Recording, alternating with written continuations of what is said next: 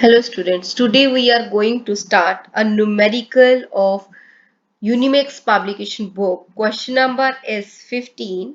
So I think so you are ready with your notebook as well as your pen. So shall we start? I hope so you are ready. So come on the question. So here is first one's transaction is Rahul commenced with business with cash rupees 80,000 and bank rupees 30,000। इसमें क्या बोला है, राहुल ने business start किया है cash के साथ और बैंक के साथ। तो यहाँ पर हम सबसे पहले डालेंगे कैश। कैश किसके साथ, कितनी अमाउंट के साथ किया है, 80,000। हमने कैश का कॉलम बना लिया। दूसरी साइड पे आ जाएगा हमारे पास बैंक, ऊपर हमने बैंक का कॉलम बना दिया और अमाउंट आ जाएगी 30,000। यानी कि उसने जब बिजनेस स्टार्ट किया तो 80,000 उसने कैश लगाया और 30,000 उसने बैंक में लगाया। और हमारे पास टोटल जो कैपिटल हो गई रेज वो हुई है 1,10,000 रुपीज के साथ। नेक्स्ट है purchase goods on credit from Sunil. यहां पर उसने परचेजेस की, यानी कि हमारा third one column is for stock. Stock का कॉलम बन गया। हमारे पास इस ट्रांजेक्शन के अकॉर्डिंगली स्टॉक कितना आया, 60,000 रुपीज का। लेकिन हमने 60,000 का सामान तो ले लिया, लेकिन हमारा कैश भी नहीं कम हुआ और बैंक में से अमाउंट भी कम नहीं हुई। कारण ये क्योंकि this one transaction is on credit basis, ये क्रेडिट की ट्रांजेक्शन थी। तो अब हमारे पास यहां पर सुनील यानी कि एक क्रेडिटर्स जो है वो क्रिएट हो जाता है। यहाँ पे मैंने क्रेडिटर्स लिख दिया, क्रेडिटर्स अकाउंट। और यहाँ पर हम लिख देंगे अमाउंट ऑफ रुपीज 60,000, यानी कि हमने 60,000 सुनील का देना है। It is our liability because we are liable to pay the amount of rupees 60,000 for the stock. हमने स्टॉक के लिए ये अमाउंट देनी है। नेक्स्ट क्वेश्चन जो ट्रांजेक्शन है, ट्रांजेक्शन नंबर 3, यहाँ पे क्या बोला गया है, I am going to start the transaction on here for the working note so you are able to understand. Sold 2/3 of above goods. Above goods means the cost of 60,000 goods. यानी कि हमारे पास जो गुड्स थी वो थी 60,000 rupees की। उसमें से हमने क्या किया, 2/3 जो गुड्स थी वो सोल्ड आउट कर दी। Now we will find out the 2/3 of 60,000. We will get 40,000. Next है, यहाँ पे क्या लिखा है, सोल्ड द अबव गुड्स 2/3 हमने सोल्ड आउट कर दी at the profit on sale. Profit on sale पे किया है। अब हमारे पास प्रॉफिट कितना आ जाएगा, यहाँ पे हम लिखेंगे प्रॉफिट ऑन सेल। सेल हमारी थी 40,000 रुपीज की, हम लिखेंगे 40,000। नेक्स्ट आ जाएगा आपके पास यहां पर multiply 20/80, so we will get the amount of rupees 10,000 rupees। यानी कि हमने 40,000 का जो सामान था वो 50,000 में हमने इसको सेल आउट किया है। So just come on there, here the amount is we will write on here this one कि हमने कितना सामान सोल्ड आउट किया है, 50,000 का। और यहाँ पर हमारे पास अमाउंट में क्या आ जाएगा, इधर हम लिखेंगे हमारा स्टॉक कितने से कम होगा, 40,000 रुपीज से। हम इसको ब्रैकेट में लिखेंगे सो वी कैन आइडेंटिफाई कि this one transaction is for subtraction. यहाँ से 40,000 का स्टॉक कम हुआ हमारे पास, फिर बट हमने उसको बेचा कितने पे है, 50,000 पे। Half the payment was received immediately, उसमें से हमने 50% की अमाउंट तो रिसीव कर ली। 50,000 आपकी टोटल अमाउंट थी, उसमें से आपने 25,000 रिसीव कर लिया और जो 25,000 है वो हमारे क्रिएट हो जाएंगे डेटर्स पे। यहाँ पे हम लिख देंगे डेटर्स। हमारे 25,000 के डेटर्स क्रिएट हो गए, 40,000 का स्टॉक कम हो गया, बट हमारे पास होके की वैल्यू 50,000। जो 10,000 का हमने प्रॉफिट अर्न किया है उससे हमारी कैपिटल जो है वो इंक्रीज हो जाएगी by ₹10,000। Next one is half of the amount due to Sunil was paid after deducting 4% cash discount। हमने क्या किया, जो सुनील की अमाउंट थी वो 30,000 से ड्यू हो गई, यानी कि हमारी अमाउंट जो थी 30,000 हमें पे करनी थी, लेकिन हमने किया क्या, 30,000 पे 4% माइनस किया। जब 4% माइनस कर रहे हैं तो अब हमारे पास जो अमाउंट बन रही है 28,800 रुपीज, क्योंकि 30,000 में से जब आप 4% माइनस कर रहे हो तो हमारे पास अमाउंट बन रही है 28,800। हमारी जो यहाँ पे लायबिलिटी कम हुई 30,000 से, कैश कम हुआ 28,800 से। जो 1200 हमने कम किया है that is profit for us, वो हमारे लिए प्रॉफिट हुआ है, क्योंकि हमारी अमाउंट जो लायबिलिटी बनी थी वो ज्यादा की बनी है, हम पेमेंट कर रहे हैं कम की। जो 1200 का प्रॉफिट है उससे हमारी कैपिटल जो है वो इंक्रीज हो गई। नेक्स्ट है accept a bill drawn by Sunil 20,000 for the full settlement of his account.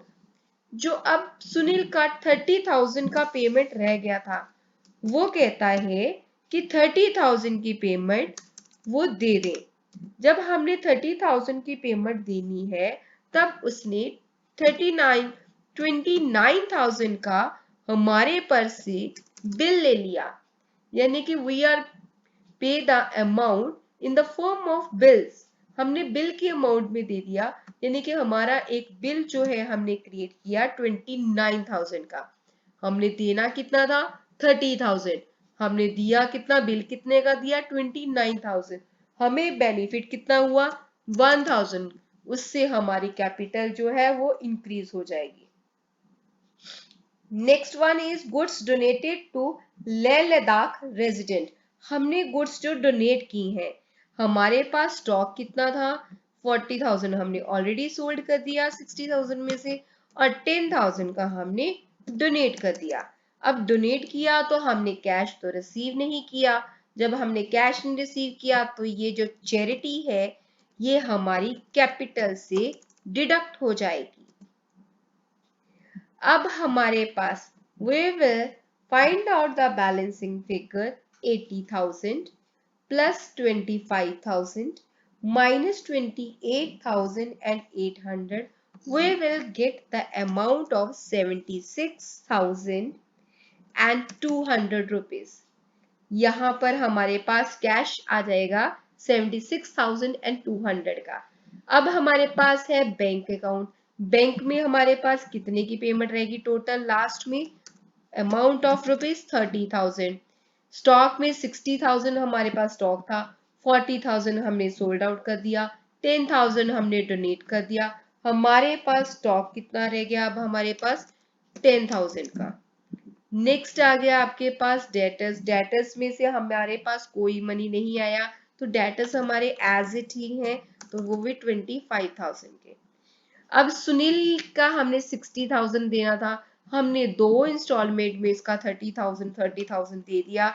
So now there is a no liability, हमारे पास अब लायबिलिटी नहीं है सुनील के लिए, वो तो हमारा नील हो गया अकाउंट। नेक्स्ट आ गया हमारे पास ये जो है, ये हमारे पास आएगा बिल्स पेबल अकाउंट, क्योंकि हमने एक बिल जो है वो सुनील के लिए नाम पर कट किया था, दिया था, तो वहां पे हमारे पास 29,000 आ गए। अब हमारे पास आ जाएगी कैपिटल की अमाउंट 1,10,000 प्लस 10,000 प्लस 1,200 प्रॉफिट, 1,000 का प्रॉफिट माइनस जो 10,000 की जो हमने चैरिटी की, हमारे पास अमाउंट आ जाती है 1,12,200। Now we have to prepare a balance sheet। हमने एक बैलेंस शीट क्रिएट करनी है तो बैलेंस शीट क्रिएट करने का बेनिफिट क्या होगा, हमें ये पता लग जाएगा कि हमारी assets equal to liability plus capital जो है वो होनी चाहिए. So we will create a table for that assets and liability. So हम यहाँ पर लिखेंगे liabilities,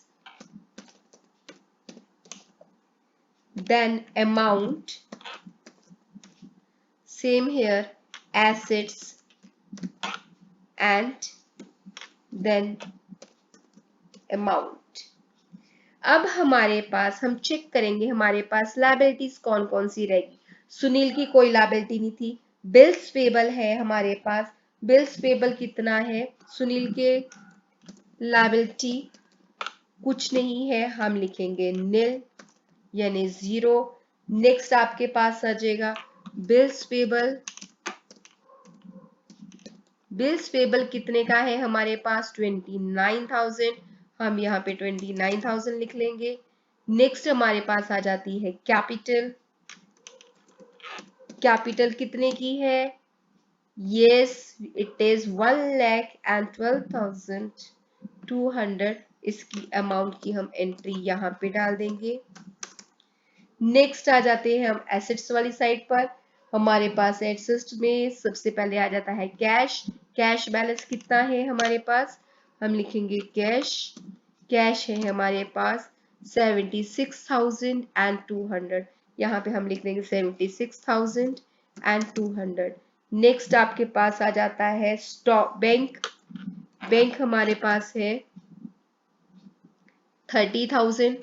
We will write the same amount of 30,000. Then after that we have stock. हमारे पास स्टॉक आ जाएगा. स्टॉक हमारे पास बैलेंस में था लास्ट में 10,000 रुपीज. उसके बाद हमारे पास आ जाती है अमाउंट यहाँ पर डेटर्स, और डेटर्स हमारे पास है 25,000 के. We will write the 25,000 here. अब हमारे पास हम इनका टोटल लेंगे. हमारे पास इनका टोटल आ रहा है 1,41,200 रुपीज. और liability side same in here 1,41,200 on the liability side. Whenever we have the same balance of assets and liabilities, we fulfill our counting equations. उसके अकॉर्डिंगली हमारी जो एसेट्स है that should be equal to liability plus capital. I hope this question is very much clear to you. If there is doubt, then you can put a comment and I will give the answer to you. Thank you for the session and be in touch with my channel and subscribe it for more and more notification to for the clarity of the commerce. Thank you and bye. Take care.